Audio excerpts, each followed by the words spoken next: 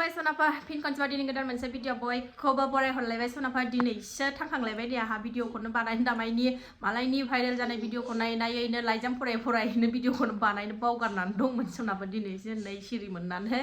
video blog लानोसै होननानै लाबोनाय जाबाय आरोना सनाफोर थ' नायलांदो सनाफा दिनै बावनानै भिडिअखौ जोबजासिम दिनैनि भिडिअनि गेजेरजों मा देखायलांनो हायो देखायनोसैलाय सनाफा दिनै रबिबार न'नि खामानि जोबस्रांजोबनानै दखानाव थांनो ओंखारदों आङो नै न' खाथिनि दखानाव मेथाइ लायनो फिसाजोआ मेथाइ जानो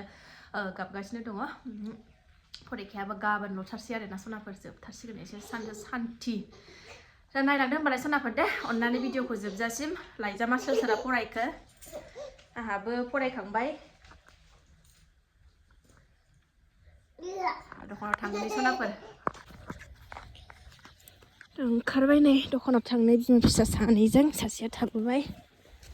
दाउस्रि जरा होनलाय दाउस्रि जराखौ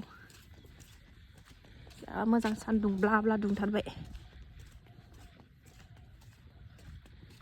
एबार मानिमुनि खानानै जानो रोङासै आंहा खाथियाव थानानैनो आन्दायबाय जानोनो लोगो गैयाबाथाय खानो बायोहाय बेफोरखौबो लोगो थाबासो खानो मोजां मोनो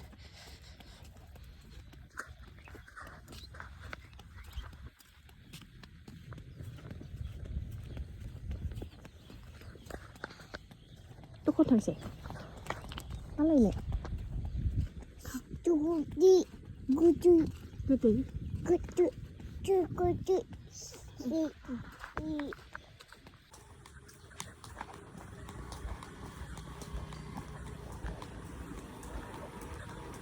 आबैया लिंहरदो आबै फैदो होनदों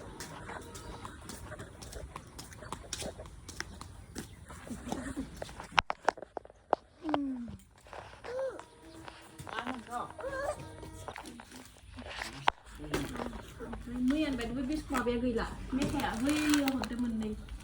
फैदो न'आव सफैफिनलायबाय नै जोंहा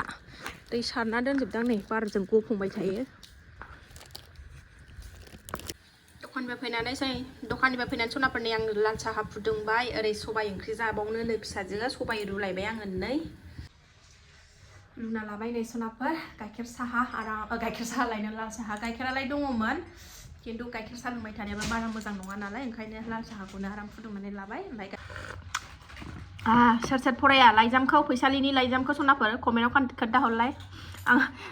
लाइजामाबो जि फाग्ला नामा फुजा होनो थालिरसिन फुजा होनो नियम सिन्थाय खोन्थानानै गालांनाय मिनिनो ना रागा जोंनो ना मा होननो भगबान एथ' सुखि संसारखौ ना फिसाजानो कलेज फरायलायबाय एथ' मोजां देरस्र'जोब्बाय मा सिन्थाबाव आरोना सिख्ला गोरलै बायदि आराम माव दां जा था बेराय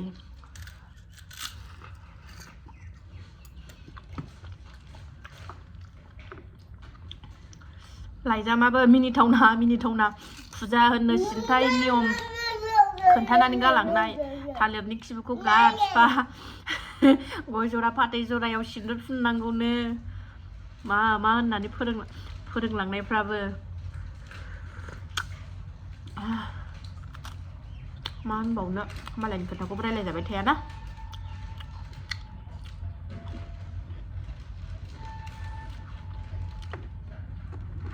गावनि संसारानो एथ' सनानि संसारखामोन आरोबा मा लब जानानै मा नुनानैबा खारलांबावो फाग्लिया आयौ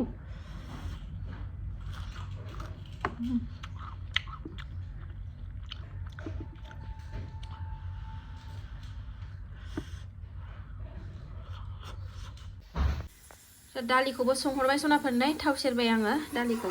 दालिखौबोलायनो माबा बुंब्रबबाय थाग्रासो जाबायहाय आंहाबो माबा होनबा माबा रायलायो माबा बुंबा माबा होनफ्लाङो सबाइखौ नै थाव सेरबाय ओरै ओंखाम आलु बाथोन खारलुं फैसालिनि लाइजाम फराय सालायानो दिलिनबाय थाग्रा जादों आंना फैफिननोसो लुबैलायबाय माथो बिथाङा खारनाया दाना बिसि फिसा गिबिखौ गोसोखांफिनलायबाय गोदान फन रायलायनाय रेकर्ड ओंखारबावदोंना सनाफोर सोर खोनालायखो नै आंहा दासो नुसनलायबाय नाया सानबाबो मबाइल खुलिबानो फेसबुक खुलिबानो इउटुब खुलिबानो बेनो फैयोबा फैसालिनिनो जानानै दंगासिनो दंबा इउटुब फेसबुक गासिबो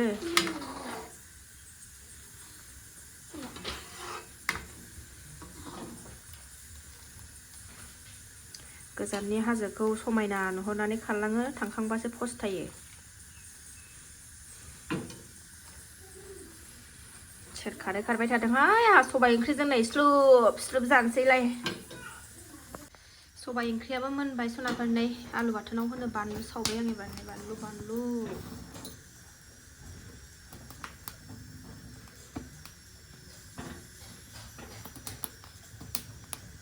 बार बारनाय जागायहांलायबाय नै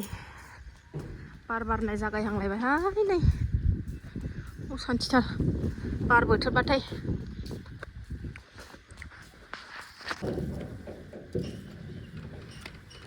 दिनै बाइकजोंसो फैदों नामा नोंलाय दिनै बाइकजोंसो फैदों नामा नोङो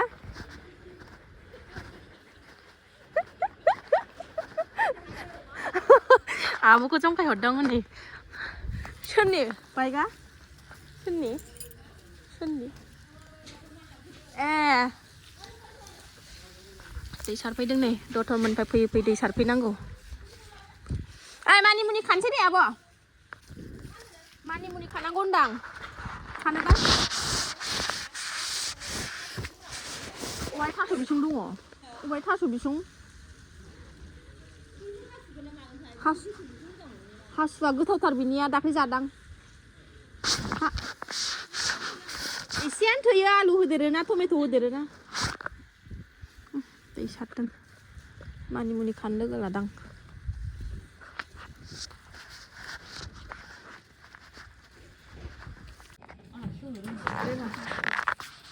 रावबो खेवनो जोंनि थालाखौ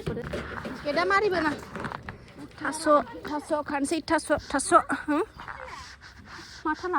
गुंग्रुं गाग्रां होनो बायोना बेलाय जा गोथाव बेनि थास'आ एलाय खिलिदों फिसा फिसायानो फैदोंथ' बै बाइक गोजा लानाया दङ नै खादौ नै रोदोमफिनलायबाय नै नांगौ नामा बे नों नांगौमोन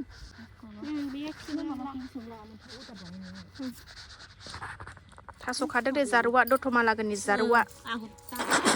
गावखौ दा खेबबावनो गावखौनो फाख्रा सिख्रानो गाबोननिफ्राय फटक माबा मा होनोमोनलाय मेकआप दाफबनानै फैनोबा फैखा आरो हिल गोजौ गाननानै फै नै आराम रोदोमफिनबाय थाब रोदोमथार खाबासो रोदोमोना आब' नै थाबासो बेलाय एबार आं जाफिनसैलाय नों जाखांबा फाला दाहायनो जा थारखानो ओरैनो मोनखायो आरामनो बैथिंबो दं आराम फै बैथिं खाहैगोननि फै बेलाय दा खाबाबो मोनगोन बे प्लास्टिकआव हनै जा बार बारगासिनो नालाय अयथासार गफंबाय थानायनि नै सिथ्लायाव दै सारगासिनो दंसो आङो बारानो अयथासारथार गुंग्रुं गांग्रां सिथ्लायाव न' सिङावनो सेस गफंहोजोब्बाय ओंखायनो दै सारदां एसे नै एसे माबाया सिथ्लाया गिसिबा माबाया गफंनाया खम जायोना सिथ्लायाव दै होग्राया नै जोंना सिथ्लायाव दै होग्राया